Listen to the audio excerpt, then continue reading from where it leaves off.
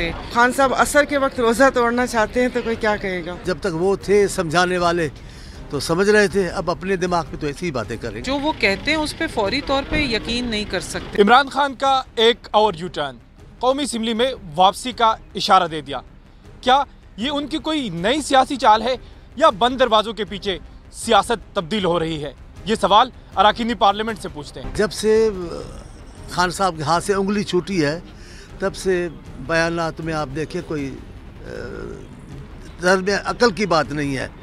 तो जब तक वो थे समझाने वाले तो समझ रहे थे, अब अपने दिमाग में तो ऐसी ही बातें करेंगे। वो इस वक्त थोड़ा सा कराची में जो सूरत हाल हुई है, सिंध में जो सूरत हाल हुई है, तो वो उससे थोड़ा बौखला गए। तो अभी जो वो कहते हैं उस पर फौरी तौर पे यकीन नहीं कर सकते। खान साहब असर के वक्त रोज़ा तोड़ना चाहते हैं तो कोई क्या कहेगा। लेकिन ये बात आपको यकीन से कह सकती हूँ कि फैसला इनका हो, उनका हो, इनका हो, उसमें अवाम कहीं भी नहीं है। इक़्तिदार की जंग है, देखें क्या होता है। आप देख लीजिएगा कि उनको सिर्फ ये डर है कि जो केयर टेकर गवर्नमेंट आएगी उसमें हमारी भी इनपुट होनी चाहिए ना।